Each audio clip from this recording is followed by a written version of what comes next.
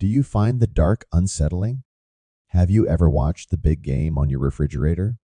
With all the conveniences of modern living available in your pocket or at the press of a button, you have to wonder, what if Earth lost power for a week?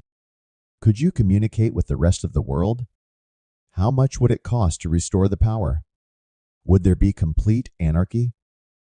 In 2019, a massive power outage crippled Venezuela, leaving the South American country in shambles.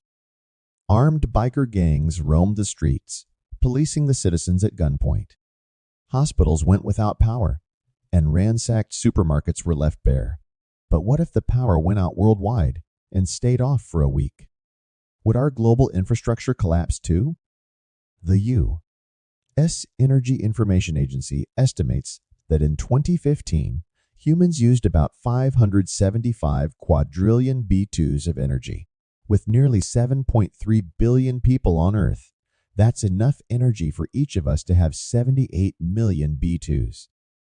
So if a geomagnetic storm swept our entire planet, there's no doubt there would be a massive upheaval of social norms. This event, dubbed a black sky hazard, would take out all our communication networks. The storm, caused by coronal mass ejected from the sun, would propel electromagnetic energy at the planet at the speed of light.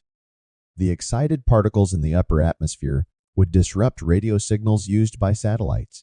You wouldn't be able to contact your friends and relatives who live further away. Your cell phone may be fully charged, but without an active network, you'd essentially be holding a paperweight. So, in the beginning, you might not even realize that the outage is global. You may even enjoy the first nights, since there wouldn't be any electronic distractions, and you'd have a clear view of the night sky. But there would be a cost.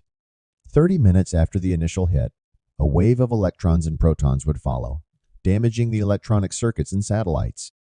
This deadly dose of radiation could also threaten astronauts in orbit or passengers in high-flying aircraft. Many of our satellites need spaceflight operators on the Earth to control their courses. With no one at the helm, satellites could crash into space debris or each other.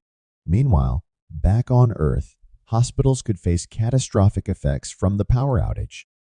The energy currents produced by a geomagnetic storm could induce power lines to destabilize the grid's operation. This massive surge could destroy transformers across the world. The best backup generators are only able to provide about 24 hours of power, so intensive care units across the world would suffer tremendous losses. Ventilators wouldn't function, and medical staff would have to use manual devices, like rubber lungs, to keep patients alive. People who need dialysis would go without it, and doctors would have to make difficult choices about people's lives. And power plants across the world would fail.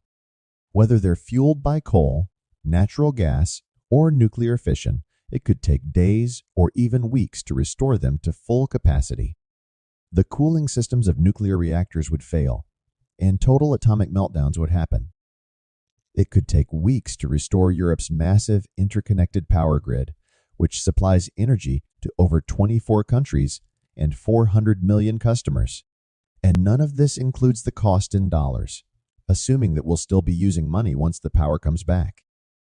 When 2 million customers in California lost power for 2 days, the U.S. Department of Energy estimated it cost the economy around $2.5 billion. According to the U.S. Department of Energy, 33% of American businesses could lose $20,000 to $500,000. With the banks shut down, you wouldn't be able to access the cash in your accounts. Let's hope you left some cash in your piggy bank. But stores have limited stocks of items, and without electronic cash registers and payment systems, things could get ugly fast. The masses could grow restless and take these essential items by force if it means keeping their families alive. So with chaos reigning in the streets, could you drive away to the woods? Well, unless your car has a full tank, you won't be getting far. Gas pumps wouldn't be functioning, traffic lights wouldn't work, and the roads could turn into a demolition derby. But it's not just your car at risk. Thousands of people would be stranded underground in subways. If you were flying, airports would have 24 hours to land the planes before their backup generators quit. the world's transportation industry would be crippled and unable to deliver needed supplies. And depending on where you live, there's more than the lack of supplies that should worry you. It's the sudden stoppage of services. Emergency services couldn't take your calls. People stuck in elevators couldn't call for help. And without furnaces supplying heat, people in colder areas would have to rely on burning wood or a tight snuggle to stay warm. And without power, the pumps in the water towers wouldn't work. So many areas would suffer devastating water shortages. You would have to conserve your water carefully because there's only so much left in the tanks to distribute. Each glass of water would drain our supply.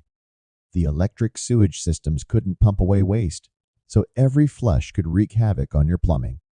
This could cause an overflow of waste that backs up into your home, and that's not all that's going to wreak. On day 2, the perishable items in your fridge will start to expire. And without garbage pickups, these rotting items would pile up in the streets. With so many of our services dependent on electricity, a geomagnetic storm wouldn't just leave us bored without social media. It could make us stinky, starving, and desperate. And while this event might seem unthinkable to you, according to the World Bank, there are 1 billion people living without electricity. Worse still, hundreds of millions live with unreliable or expensive power, keeping several developing nations in the dark. To combat this, some experts are working to develop artificial intelligence that could predict power outages. And there's still a lot of research to be done on how to make renewable energy sources more reliable for mass consumption. But maybe you're tired of living in this modern nightmare and want to live completely off the grid.